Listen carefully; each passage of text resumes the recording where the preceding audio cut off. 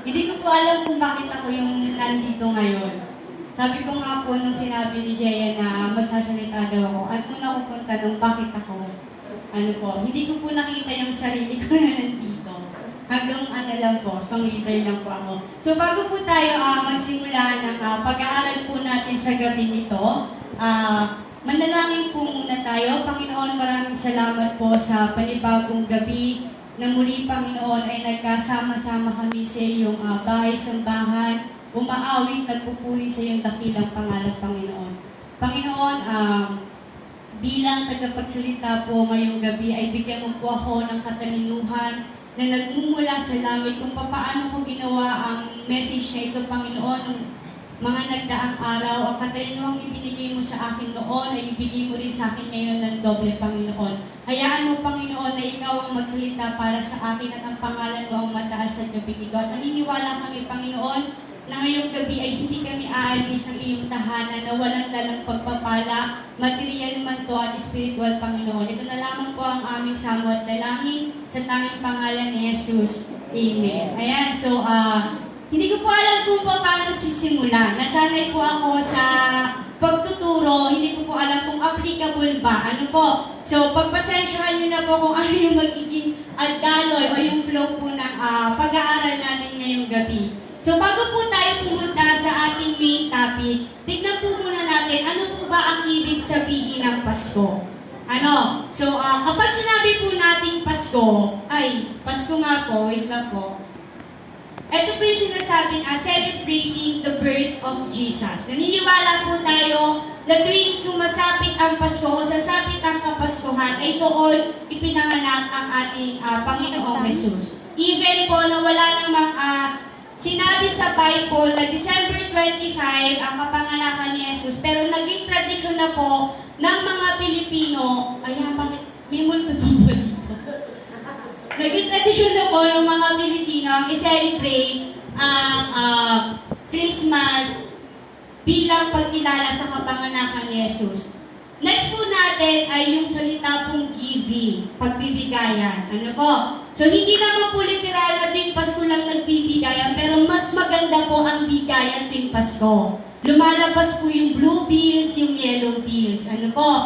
Next po ay ang Noche Buena. Ayan, tama po Noche Buena pag Pasko. Sunod po natin ay caroling. At ang sunod po ay simbang gabi na ginagawa natin. And of course, pag Christmas, hindi po nawawala ang 13-month pay. At huwag niyo pong kakalimutan yung sa baba, yung aguinaldo ko po.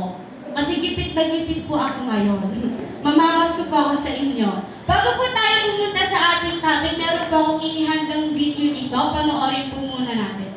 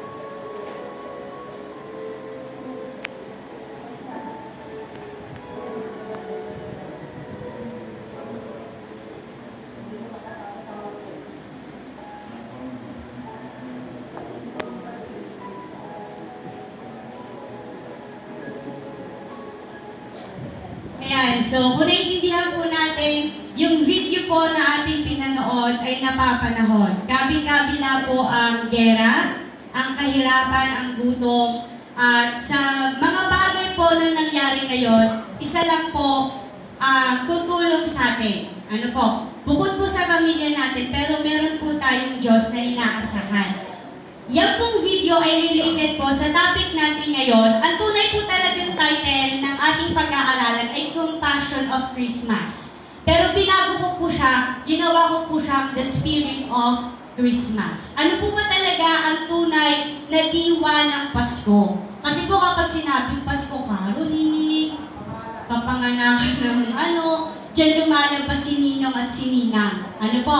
Pero, tingnan po natin ano po ba ang tunay na diwa ng Pasko. Ang ating pong topic sa gabi ito ay nagmula sa John 3, verse 15 to 17. So sabi po sa verse 15, upang ang sino mang sumampalataya sa Kanya ay magkaroon ng buhay na walang hanggan, sapagkat gayon na lamang ang pag-ibig ng Diyos sa sangkatauhan, kaya't ibinigay niya ang Kanyang kaisa-isang anak upang ang sino mang sumampalataya sa Kanya ay hindi mapahamak, kundi magkaroon ng buhay na walang hanggan. Sa verse 17 po, isinugo ng Diyos ang Kanyang anak, hindi upang hatulan ng parusa ang sanlibutan, kundi upang iligtas ito sa pamamagitan niya.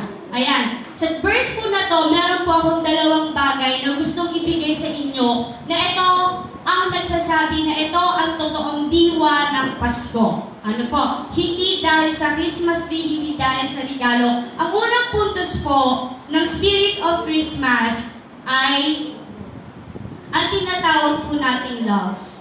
Ano po? Sabi po sa verse 16, sapagkat gayon na lamang ang pag-ibig ng Diyos sa sangkatauhan. Ano po?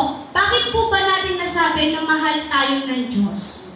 Naitanong niyo na po ba sa sarili ninyo na mahal ba talaga ako ng Diyos? Sino po dito yung may mga ganong question? Kapag po may mga problema, may mga pinagdadaanan, naiisip niyo po ba, mahal ba talaga ako ng Diyos? Kasi bakit ko ba ito nararanasan? So, balikan po natin ang kwento ng paglalang ng Diyos sa sanlibutan. Ano po, yung story po ng creation. On the first day po, God created the light. Ano po, on the second day, God created the sky. At sa pangatlong araw po, God created land and plants. Sa pang-apat po ay ang araw, ang buwan, at ang mga bituin. Sa panlima po ay ang mga yung mga nasa dagat po, mga hayop at mga ibon. At sa pang-anim na araw po, huling-huling ginawa ng Diyos ang tao. Ano po ang napapansin nyo sa creation of God? Bakit po kaya inihuli ng Diyos ang tao? Recitation po tayo. 90 points po ang makakakuha ng tamang sagot. Ano po, kung mapapansin po natin, sa pagmamahal ng Diyos sa tao, ginawa niya muna lahat ng pangangailangan ng tao bago niya tayo nilikha. Imagine na lang po natin kung unang nilikha ng Diyos ang tao. Ano po, imagine po, nasa loob tayo ng dilim, wala tayong makita, wala tayong marinig, wala tayong makain. Ano po, napakagaling po ng Diyos. Ano po, dahil po, sa pagmamahal sa atin ng Diyos, God created everything before us. Before human beings, ginawa muna lahat ng Diyos. Ibig sabihin po, hindi tayo kailanman pinabayaan ng Diyos simula pa nung una. Kaya kung may tanong ka sa sarili mo ngayon na, mahal pa ako ng Diyos? Of course, mahal tayo ng Diyos. Tayo lang po yung nag-iisip ng hindi. At meron pa po, when Adam and Eve, nung si Adan at si Eva ay nagkasala, nung kinain po nila yung prutas na, ano nga pong prutas yun? Yung masanas daw po. Nung si Adan at si Eva ay nagkasala, bago sila paalisin ng Diyos sa kaharian ng Eden, ginawan muna sila ng Diyos na damit. Kung titignan po natin mabuti, kahit po anong pagkakasala ang gawin ng tao, hindi po tayo tinatalikuran ng Diyos dahil po sa Kanyang unconditional love. Napapansin niyo po? Di ba po, kahit po anong pagkakamali natin, anong pagkukulang natin, hindi tayo pinapabayaan ng Diyos. Kasi nga po sabi, ang unang diwa ng Pasko ay ang pagmamahal. Ano po? So, may tanong po ako dito. Sabi nga po ba, bakit nga daw po ba ipinanganak si Jesus. Dahil pag gusto lang na kanyang mga magulang na ipanganak siya, bakit nga daw po ba napako ang ating Panginoong Jesus sa krus? At bakit nga daw po ba umakyat muli siya sa langit?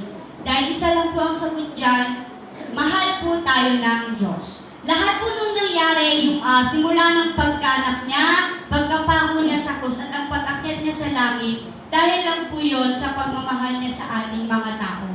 Ano po, di ba nakita naman po natin kung paano yung paghihirap. Umpisa pa lang po may struggle na di ba? Hindi po nanganak si Maria sa ospital. Nanganak po siya saan? Sa sabsaban. Dahil sa pagmamahal po sa atin, yung struggle na yon kinayang pagdaanan. Even sa pagpako sa krus, yun po yung pinakamatindi Yung pagpako po sa krus. Dahil po sa pagmamahal po sa atin ng Diyos, inialay niya po yung sarili niyang buhay para po sa atin. At yung pag-akyat niya po sa langit, the same din po. Dahil po, God loves you o God loves us. Mabilis lang po ito. Mga 100 slides lang po. Ano po? Ayan. Tanong po, do you love God? Hindi niyo po mahal ang Diyos? Ay, pasensya. Do you love God po? Kung mahal niyo daw po ang Diyos, ibigay niyo daw po yung pinakamamahaling gamit niyo. Yun po ang challenge. Hindi po biro lang. Lagi po natin sinasabi na mahal po natin ang Diyos. Ano po? Pag tinanong po tayo, mahal mo ba ang Diyos? Oo naman, mahal ko ang Diyos. Pero nakikita po ba sa ating mga buhay na talaga po bang mahal natin ang Diyos? Ano po? Yun po yung malaking tanong Nakikita po ba sa ating buhay? Huwag na po natin pagtagalin. Pumunta na po tayo sa ikalawang punto. Di ba po ang una ay pagmamahal? Ang unang pong spirit ng Christmas ay ang pagmamahal. Ang pangalawa po ay ang kaligtasan o salvation po. Ano po? Sabi po, isinugo ng Diyos ang kanyang anak, hindi upang hatulan ng parusa ang sanlibutan, kundi upang iligtas sa pamamagitan niya. The second spirit of Christmas is salvation o kaligtasan. Balikan po natin ang kwento ng alibughang anak.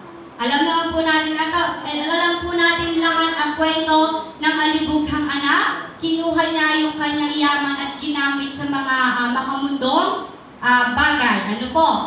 Sa kwento ng alibughang anak, nagkaroon po siya ng naging suwail dahil sa pagkahumaling sa kasamaan. Ano po? Naging suwail yung anak dahil sa pagkahumaling sa kasamaan. Pangalawa po, nagkaroon ng hadlang na nagpapakita sa pagiging makasalanan. Una po, naging suwail, naging hadlang. Kayo po ba ay suwail? Ako po suwail. Inamin ko na po.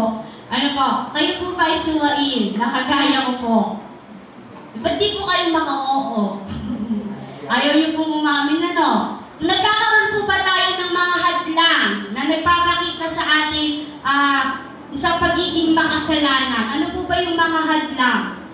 Minsan po kasi tayong mga tao, ayaw po natin aminin na yung ginagawa po natin ay mali. Akala po natin tama pero po laging mali. Ano po? So, wala naman ng tama tayong ginawa. Ganun po talaga. Akala po natin tama, pero laging mali. At ang pangatlong puntos po, may katotohanan na ang isang taong makasalanan ay maaaring magising at magbalik loob sa Ama. Sa kabila po ng pagiging pasaway natin, sa dami po ng hadlang na dumarating sa atin, meron pong isang katotohanan na maaari tayong magbalik loob sa ating Panginoon. Bakit po? Bakit nga po ba? Sabi po dito, ang Diyos po natin ay hindi nagpaparusa sa mga taong masunurin sa kanyang kalooban. Mahal niya po ang sangkatauhan at laging nakalaan nang may pananabik ang kanyang mga kamay sa sino mang taus-pusong nagbabalik loob sa kanya. Ano po? Dahil sa pagmamahal ng Diyos, isa lang po ang gusto niyang makamit ng mga tao, ng kanyang mga anak, kundi po yung kaligtasan. Hindi naman po tayo pinaparusahan, tinuturuan lang po tayo. Once na nagkamali po tayo, tinuturuan niya lang po tayo. Ano po? Sino po ba dito? Ako po kasi live life to the fullest po ako. Kaya lagi po akong napaparusahan ng Diyos. Kaya lagi po akong napapalo. Ano po? Hindi po ako marunong makinig. Pag sinabing bawal, sige pa rin po ako ng sige. Pero sa every time po na ako ay nagkakamali at napaparusahan o napapagsabihan, alay ko lang pong sinasabi, lagi ko pong pinagpapasalamat kay Lord. Lord, thank you. Kasi kung hindi mo ako binigyan ng ganitong problema, baka nakalimutan ko na meron pala akong ikaw. Lagi ko po pinagpapasalamat yun. Noong na-hospital po ako, kahit po sobrang sakit ng tiyan ko, pinagpapasalamat ko din po yun. Kasi talagang nag-pray po ako na Lord, Diyos ko, pagalingin niyo na po ako. Minsan po kasi ang tao nakakalimot. Kapag ginhawa na po, nakakalimot na.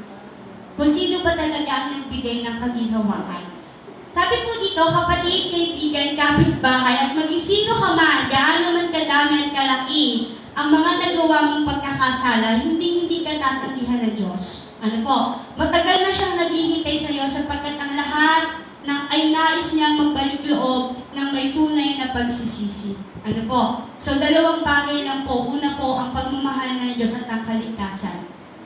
Tayo po ba ay nagsisisi na? Tunay na po ba yung pagsisisi natin? Sabi nga po dito, ang nais niya lang po ay tayo po ay magbalik loob sa Kanya. Wala naman po siguro ditong naligaw. Wala po siguro ditong naliligaw na o maliligaw pa. So ulitin po natin yung tanong, bakit nga ba ipinanganak si Jesus? Bakit nga ba siya ay napako sa krus? At bakit nga ba siya umakyat sa langit? Dahil gusto ng Diyos na tayo ay makasama niya sa langit.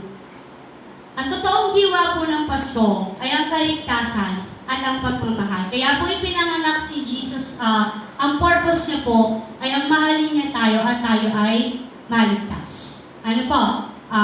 Ate Ella, yung video, baka po hindi mag-play. Meron pa akong video na ipapanood ulit. At malapit na po tayong matapos.